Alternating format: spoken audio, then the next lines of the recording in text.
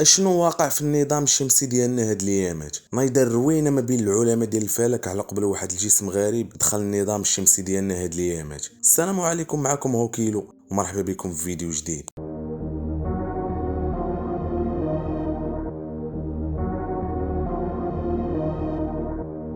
من قبل شهرين دابا واحد التلسكوب ديال نازا غادي يلتقط واحد الحركه ديال واحد الجسم غريب دخل النظام الشمسي ديالنا.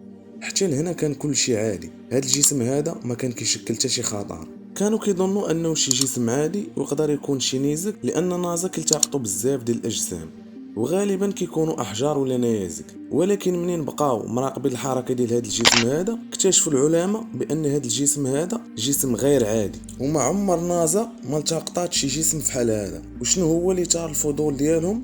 هو الطريقه اللي غادي بها هذا الجسم غادي بواحد الطريقه مضبوطه وكيتحرك بطريقه ذكيه، كانه شي واحد راكب في هذاك الجسم وكيتحكم فيه. ومنين بقاو مراقبين الحركه ديالو لمده ديال شهرين دابا تقريبا، هذا الجسم بقى جاي في النظام الشمسي ديالنا وجاي من كوكب لكوكب، كانه داير رحله استكشافيه على الكواكب ديال النظام الشمسي ديالنا.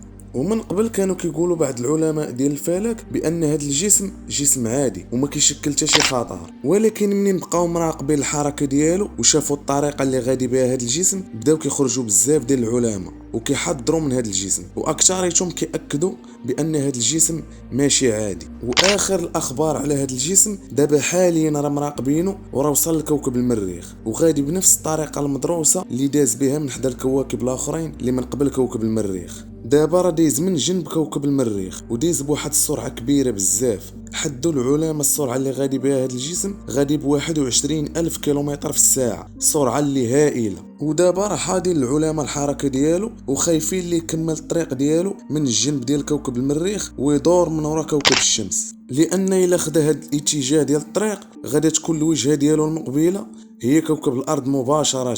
والعلماء هادشي اللي خايفين منه. غادي تقولوا لي علاش هاد العلماء خايفين منه لي ياخذ هاد الاتجاه؟ غادي نقول لكم العلماء خايفين منه لي ياخذ هاد الاتجاه لان الحجم ديال هاد الجسم كبير بزاف.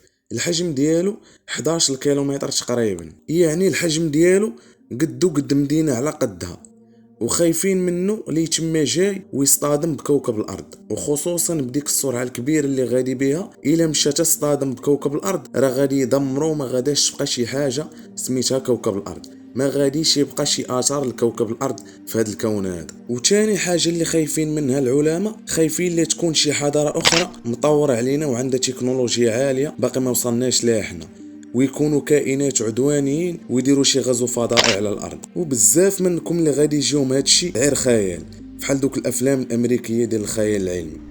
ولكن خاصكم تعرفوا باللي هذا الكون اللي كنعيشوا فيه راه كبير لواحد الدرجه ما كيتقبلهاش العقل، واحتمال يقدروا يكونوا حضارات وحدين اخرين او كائنات عاقلين ويقدروا يكونوا ذكى منا كيعيشوا في شي بلاصه في اخرى في هذا الكون. هنا غادي نكون وصلنا للنهايه ديال الفيديو. ما تنساوش ديروا لايك للفيديو واشتركوا في القناه باش يبقى يوصلكم الجديد ديالي، وخليوا لي الراي ديالكم حيت كيهمونا الاراء ديالكم. واللي عارف شي حاجه على هذا الموضوع يكتبها لينا في كومونتير نستافدوا منها. نشوفكم في فيديو جديد.